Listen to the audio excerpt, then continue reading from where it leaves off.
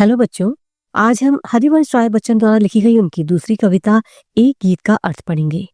पहले काव्यांश में कवि कहते हैं कि जब कोई राहगीर या यात्री थका हुआ अपने काम से लौटकर अपनी मंजिल या घर की ओर जा रहा होता है, तब ढलते हुए दिन को देखकर वो अचानक ही अपनी चाल तेज कर देता है, क्योंकि उसे इस बात का डर होता है कि उसकी मंजिल आने से पहले ही कहीं रात ना हो जाए।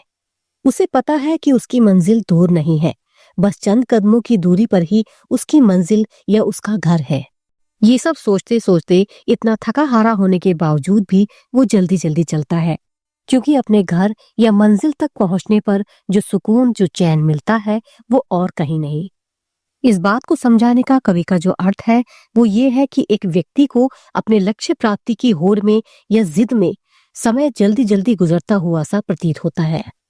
उसे इस बात का डर सताने लगता है कि उसे अपने लक्ष्य या मंजिल को पा लेने से पहले ही उसके जीवन में कहीं अंधेरी रात ना हो जाए। अपने लक्ष्य को प्राप्त करने के लिए एक पथिक अपने थके हुए शरीर के बावजूद भी अपने मन में उल्लास, तरंग और आशा लिए मेहनत करता रहता है, क्योंकि उसे पता है कि अगर वो यूं ही मेहनत करता रहा तो उसकी मंजिल दूर नहीं है। दूसरे काव्यांश में कवि कहते हैं कि चिड़िया भी दिन ढलने पर चंचल सी हो जाती है, यानी उनमें बहुत ही जोश आ जाता है। वो बहुत बेसब्री सी हो जाती है कि बस अब किसी भी तरह से अपने घोंसले में पहुंचना है। शाम होते ही उन्हें ये याद आ जाता है कि उनके बच्चे उनके भोजन की आशा में घोंसले से बाहर झांक रहे होंगे, उनके बच्चे अपनों की राह देख रहे होंगे, और ये सोचते सोचते वो तेजी से अपने पंखों को फैलाकर उड़ने लगते हैं, क्योंकि दिन जल्दी जल्दी ढल रहा है और उन्हें अपने घोंसले में पहुंचने की जल्दी है। आगे की पंक्तियों में कवि कहते हैं कि हर किसी के पास अपने घर जाने की कोई न कोई वजह है। हर किसी का कोई न कोई उनके घर पर इंतजार कर रहा है, लेकिन वो संसार में बिल्कुल अकेले हैं। इस कारण उन्हें लगता है कि वो घर जाने के लिए या घर पहुंचने के लिए किस बात की जल्दी करें, क्योंकि उनके घर पर उनकी प्रतीक्षा करने वाला कोई नहीं।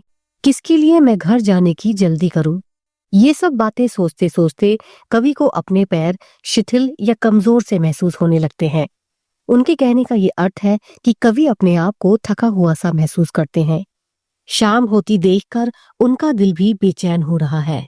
कवि का जो ये दुख है वो किसी अपने से दूर होने के दर्द का दुख है, जिस वजह से वो अपने अकेलेपन के कारण बेचैन हो उठते हैं। ओके बच्चों, तो इस कविता का अर्थ बस इतना ही था। मिलते हैं नेक्स्ट वीडियो में, तब तक के लिए ओके बाय।